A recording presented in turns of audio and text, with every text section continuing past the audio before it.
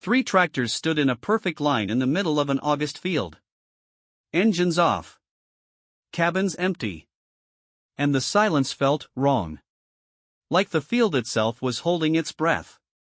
It happened on the morning of August 14, 1987. Exactly at 5:30 a.m. when the sun was just lifting over the cornfields near a small town called Hawthorne, Iowa. The farm co-op was named Prairie Dawn. No poetry. Just work. Schedules. Fuel. Reports. And people who treat sunrise like a deadline. The shift supervisor, 52-year-old Gary Nolan, stood by the gate to the machine yard, staring at his watch like it personally owed him money. 30 years around equipment taught him one thing: people show up late. Machines break. Deadlines don't care. He was about to start swearing out loud when Donna Reeves walked up. Donna ran the fuel depot. 45 years old. The kind of person who could inventory air if you left the door open too long. She held a thick logbook, and she looked like she'd just found a ghost, not in the building, but in the numbers. "Gary," she said quietly, "I have a question. Your guys pulled diesel last night." "They should've," Gary said. "Why?" "Something doesn't add up," Donna said. "On paper, they took 200 gallons. But last evening, I saw their tractors on the far section, near the old tree line. If they were working out there all day, they should have burned through way more fuel. But the remaining fuel numbers, they look like the tractors barely worked." The co-op's truck driver, Paul Jenkins, stepped in. Paul had a special talent: he could turn any sentence into a slow, dramatic complaint. "I drove past the far field yesterday," Paul said. "The tractors were parked. No sign of the guys. I figured they were in the shade, taking a smoke break." Gary frowned. His best trio didn't do smoke breaks like that. Ethan Cole. Peter Hayes. Mike Sanderson. Strong. Experienced. Steady. They were the kind of men you trusted with expensive machinery without needing a second thought. An older mechanic walked past with a toolbox. Frank Caldwell. Close to 60. Kept to himself. Spoke more to metal than to people. He nodded, muttered something like morning, and kept moving. A minute later, the security guard's old pickup rolled into the yard. Out stepped Walter Briggs. 70 years old. A man who'd spent his whole life watching people doubt him, so he always sounded nervous before anyone even spoke. "Gary," Walter said. "We've got a situation. Last night, I saw a flashlight near the haystacks. And a guy. Big guy. Walking like he knew exactly where he was going." Gary waved him off, annoyed. "Walter, this isn't a movie." But Donna had already gone pale. Because Donna didn't believe in ghosts. She believed in patterns, and her pattern said someone was out there at night doing something that had nothing to do with farming. "Paul," Gary said. "Drive us to the far field." Paul nodded. On the way, Paul rambled about management, prices, and how nobody cared about workers anymore. Gary wasn't listening. He was thinking about his own problem. A week earlier, he'd lost $3,000 in an illegal card game. Not a fortune. But on a co-op salary, it felt like a rope tightening around your throat. And he'd been pressuring the guys. Demanding money. Saying things he shouldn't have said. Sometimes too much. When they arrived, the scene was worse than any rumor. 3 tractors. Parked neatly. Like they'd been staged for a report photo. Inside the cabins were personal items. Ethan's cap. Peter's cigarettes. Mike's thermos. And not a single person in sight. Donna whispered, "They wouldn't leave like this."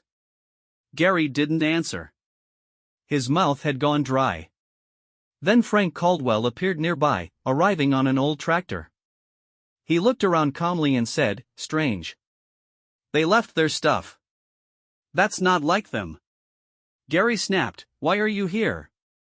Frank shrugged. "My section's nearby. I was supposed to plow." He walked around the tractors, looked down at the grass, and froze. Flattened tracks leading toward the haystacks. Frank moved first. A minute later he called out, "Hey! Over here! Something's here!" They reached the haystacks. And what they found turned normal fear into something colder. The men's IDs. All three. Wrapped in plastic. Buried at the same depth. In different stacks. Like someone did it carefully. Methodically. Not in panic. Not on the run. The way you hide evidence. Donna said one thing, call the police. And for the first time, Gary went pale, not from anger, but from real fear. Because everyone at the co-op knew about his gambling debt. They knew he'd screamed at the guys so loudly the warehouse heard it. And they remembered his favorite joke, said in a moment of rage, "I'll bury you right out in the field if you try to screw me." An hour later, a state detective arrived. Mark Stevens. Not a newspaper hero. Just a man who'd seen too much and stopped being surprised by human behavior. He checked the cabins, the seats, the ground near the stacks. And on one seat he noticed fresh clay. The clay was almost bluish. That kind of clay wasn't common in fields. It showed up in a clay pit. "There's an old clay quarry 5 miles from here," Frank said casually. "Same kind of clay." Stevens nodded and wrote it down. Then came the interviews. Donna explained the fuel discrepancy and mentioned a warehouse key had gone missing a week earlier. Gary admitted the debt and the threats. Paul confirmed he'd seen the tractors sitting empty the evening before. Walter, the security guard, added something unexpected. Gary stayed in the office 3 nights in a row. "I keep a log. I wrote it down." Gary exploded. "You're lying, old man." Walter quietly produced the logbook. And the evidence started stacking up in a way that looked like it was designed to point at one person. 3 fuel canisters were missing from the depot. Those canisters were later found near the tree line. Fingerprints on the plastic matched Gary. Gary tried to explain, "I touched those a month ago during inventory."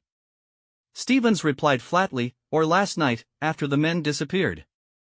That sentence landed like a verdict. Gary was arrested the same day. As they took him away, he shouted, "Check the quarry. Check the clay pit. I'm telling you, it's there." Frank stood nearby, shaking his head, quietly telling someone, "Debts don't end well." The next day, a young harvester operator walked into Detective Stevens' office. His name was Nick Miller. He'd been at the co-op only 2 years. Quiet. Polite. The kind of guy no one sees as dangerous. He said, "I saw Donna Reeves burning papers behind the warehouse. At night. I didn't want to get involved, but it matters." The case shifted. Donna was questioned again. She confessed the tractor men had been blackmailing her. They knew about an old grain and reporting scam from the late 70s. She was terrified of prison. But she had an alibi that looked solid. Tests showed that on the night of the disappearance, she was under heavy sedatives. A doctor confirmed it. The dose would leave someone barely able to walk, not haul bodies and move equipment. Then the quarry search delivered something that made even seasoned cops go quiet. At the bottom of the clay pit, they found a tractor submerged. Inside was Ethan Cole's body. In an old nearby shaft, they found Peter and Mike. The autopsy results were brutal. Peter and Mike died from a mix of powerful sedatives and industrial poison. Ethan died by drowning. There was water in his lungs. Meaning he may have been alive for some part of it. Now the question got even darker: who drugged them? And who drowned Ethan? Stevens asked the obvious question. Who here has access to poison? Donna said, "We have rodent poison. Locked up. Warehouse." Paul suddenly added, "Frank Caldwell had some too. He complained about rats in the hangar." Frank denied it, said the package was sealed. They checked. It looked untouched. Then they found another detail. A note, supposedly written by Peter. Asking for sleeping pills. Signed, Pete. Frank said, I use herbs. I don't deal with pills. A handwriting expert later confirmed, the note was a forgery. Someone had copied the handwriting. Someone wanted the investigation staring at Frank. Then a receipt surfaced. Ethan Cole had bought a strong veterinary sedative 5 days earlier. Why would a tractor operator buy animal sedative if he didn't own livestock? No one had a good answer. Suspicion swung toward Paul Jenkins. His route log confirmed he'd been on a run. But the mileage didn't match. Round trip to the reported area should have been around 60 miles. His odometer showed 140. Paul claimed he visited relatives late at night because his mother-in-law was sick. The relatives backed him up. But they backed him up the way people do when they've been told exactly what to say. Then another detail came out. Paul was having an affair with Donna. Donna said, he could have done it for me. But on paper, Paul was driving. Still, Frank kept hanging around the case in a way that felt too helpful. Too many accidental suggestions. Too many perfect directions. An evidence search at Frank's place finally broke it open. In a hidden crawlspace, officers found 3 empty bottles. Lab results showed traces of sedatives and industrial poison. Fingerprints were on the glass. Frank's. And the 3 missing men's. Frank first claimed it was planted. Then he partially confessed. He said the tractor men pitched him a scheme. They wanted to disappear for 6 months. Make money. Come back later. They asked Frank to help hide their documents and make it look like a real vanishing. They promised him $5,000. He agreed. They met at the quarry at night. They drank. And, according to Frank, they left. Stevens asked one simple question. Left on what, Frank? The tractors are still in the field. Frank spread his hands. They said someone would pick them up. I don't know who. Then Walter Briggs remembered something. That night, he said, I heard 2 tractors. One went toward the quarry around 2 a.m. The other around 4. Different engine sound. That meant someone arrived later. Someone who wasn't part of the original group. They checked everyone again. And it turned out one man had been missing from the story. Sam Dawson. They found Sam within an hour, drunk, broken, hiding in an abandoned house on the edge of town. He was crying. And he said, I killed them. I didn't mean to. But I killed them. Sam confessed. He'd been told to put the guys to sleep so they could be moved quietly into town and hidden. Frank gave him moonshine and said he had something that would knock them out. Sam mixed it in, and he poured the whole vial. He thought, more is safer. It was fatal. But Ethan still didn't fit. Ethan didn't die from poison. He drowned. Sam swore, I didn't drown anyone. Frank swore, neither did I. So Stevens went back to the smallest detail. The fingerprints on Ethan's tractor controls. They weren't Ethan's. Not Sam's. Not Frank's. They matched Nick Miller. The polite young guy who just wanted to help. No panic. Nick came in calm, even slightly smiling. Stevens asked, how did your prints get on Ethan's tractor? Probably when I was helping search, Nick said, checking cabins. Stevens replied coldly, we checked those tractors before you arrived. You didn't touch them. Nick shrugged. Then it must be a mistake. The experts disagreed. The prints were fresh. No older than 5 days. Then Stevens asked a question that changes a person instantly. Nick, where did you come from before Hawthorne? Indiana, Nick said. And your father, Stevens continued. What did he do? Accountant, Nick said. He died. Where did he work? Stevens asked. Nick hesitated. Different places. And here, Stevens said. At Prairie Dawn. Late 70s, Stevens laid it out. Your father was Stephen Miller. The same accountant who died in 1979. Fell off a bridge into the Maple River. Accident. Or someone pushed him.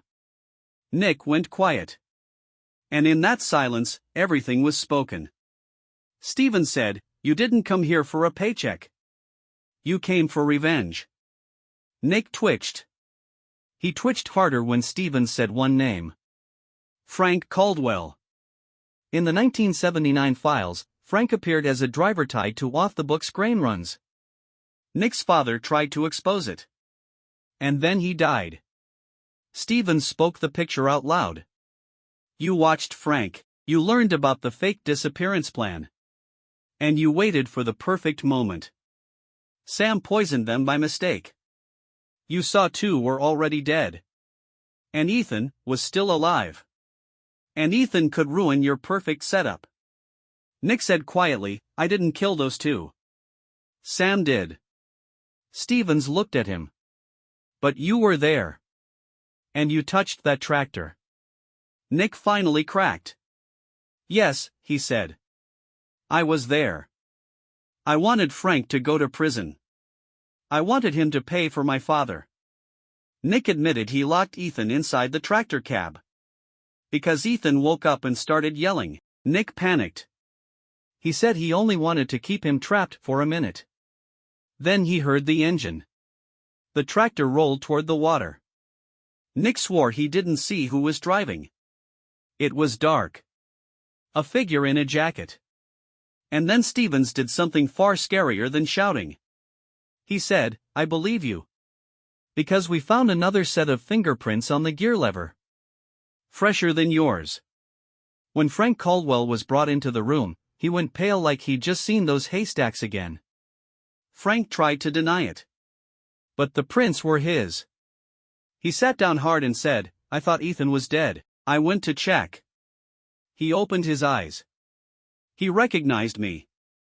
He started screaming that I killed the accountant, that I was involved. And I panicked. Stevens asked, "So you pushed the tractor?" Frank exhaled. "Yes. I only meant to scare him. But the bank gave way." Then he added, "Without excuses now, Ethan had been blackmailing me for years. Demanding money. And then I saw a chance. That was the final truth. Sam Dawson killed two men by mistake, overdosing the mixture. Nick Miller tried to build a perfect revenge story and created the conditions for Ethan's death by locking him in. And Frank Caldwell drowned Ethan on purpose to bury the past and erase a witness. In court, it all sounded almost ordinary. And somehow, that made it worse. Frank Caldwell got 15 years. Nick Miller got 7. Sam Dawson got 5. Donna Reeves received probation for the old fraud and reporting schemes. Gary Nolan paid fines for illegal gambling and threats. Paul Jenkins was cleared officially. But in Hawthorne, people didn't shake his hand the same way again. A few months later, Prairie Dawn was dissolved. The land was split. The old clay pit was filled in.